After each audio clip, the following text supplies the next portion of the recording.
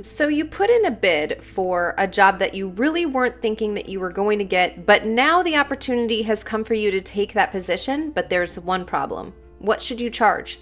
If that's your situation, then congratulations, this video is for you, but a quick disclaimer before I jump into deciding how much you should charge for your upcoming gig. I want you to know that you should really take the time to plan out what you need to make and how many jobs you need to take in order to have a sustainable and reliable income. So as you watch this video, please know that this is the quick way to do things and not necessarily the most sustainable way. But without further ado, let's get into calculating how much you should be charging for your upcoming job so that you can get your estimates in quickly. First of all, you need to think about supplies. If this is a job where you will need to be bringing in your own supplies, buying materials in order to create the end product, getting software subscriptions or other materials that are necessary to complete the work before you, you need to calculate how much it is going to cost. You need to include things like the price of gas, especially if you are going to need to be driving for this upcoming job well out of the way of your normal commute. If you need to have clothes dry cleaned, your car detailed, you need to do an extra load of laundry, you need to have every single cost calculated for you to do the job ahead. Do not assume, well, I just have all of the materials here so I can do it no problem.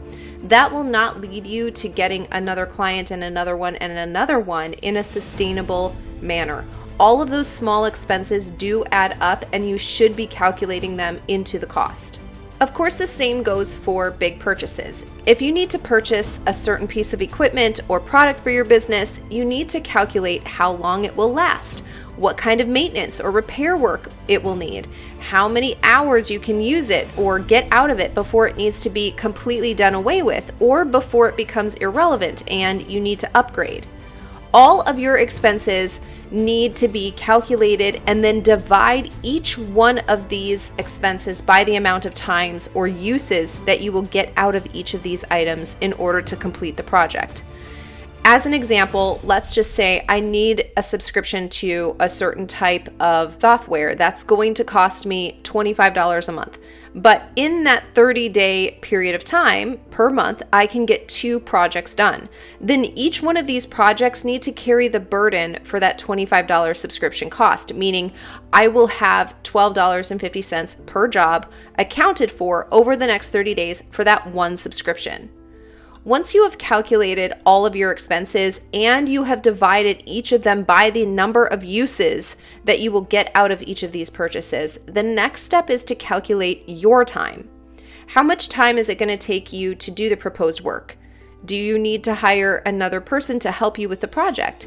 If so, you need to think about not only their pay, but all of the other costs associated with them joining you on this project. So do you two need to share the software subscriptions, or do you need 2 different ones? Do you need to pay that person for mileage to the event? Do you need to allocate monies towards a wardrobe or clothing allowance for that other person? Do not overlook a cost because you are just in a rush and you just want to get an estimate in. That will literally cost you more later. Think everything through in terms of time to prepare for and ultimately execute the job unto completion. How many hours is this actually going to cost you? The next thing that you want to do is go research at least 5 people who are competitors with you. And ideally, you want to research competitors who are as equal to you as possible, meaning they service the same type of people that you are targeting or wanting to work for or work with. They have a similar end goal or result that they are seeking to give to their clients or customers, and they have a same or similar skill set to you. In other words, if you are just starting out, you don't want your competitor to be Walmart. You don't want to look for places and prices, locations, services that Walmart offers.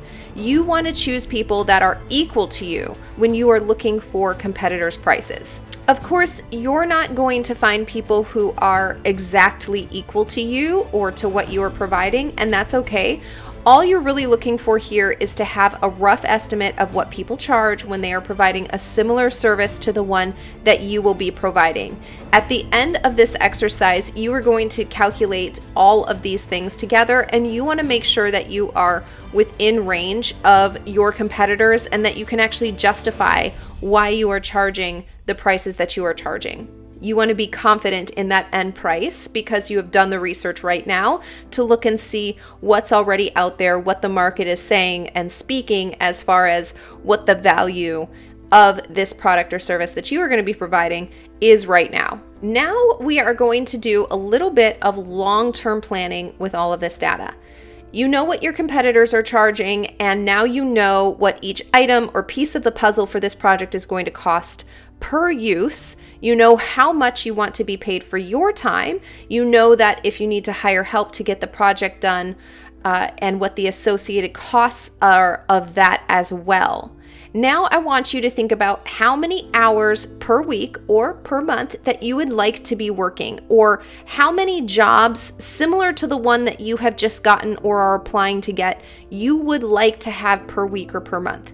So in other words, if I want 5 of these types of projects per month, how much would I charge for each one of them in order to make the amount of income that it would be worth my time?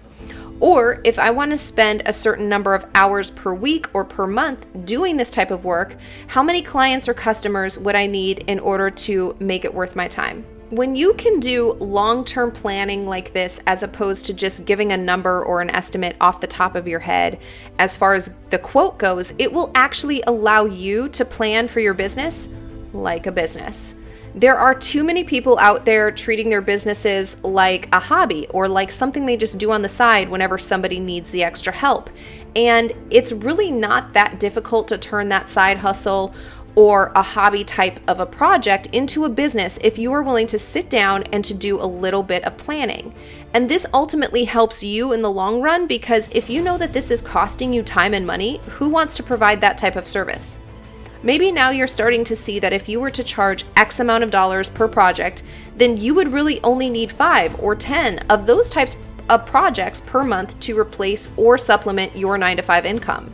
The reason I suggest that you sit down and plan out how much you're going to charge in this manner is because if you do a good job on that project that you were just offered, the word will spread and you will want to have at least a price sheet of what each service that you offer entails per price, so that you have something to show you are serious about your work, your time, and your professional abilities to the next person. Seeing those numbers written out before you is also an easy way to jumpstart your excitement, your enthusiasm, and motivation for doing something more with your business than you have in the past. There's really no reason that you can't go out and get the number of clients or customers that you need to turn your business into a successful one, or to turn your side hustle into a business. It just requires a little bit of planning. Again, this is the short way to do a budget, of course, for the projects that you are thinking about taking on. But if you were to sit out and write down a business plan, a full-blown business plan, you would have financial projections for at least the next 3 years, and they would be a lot more detailed in nature.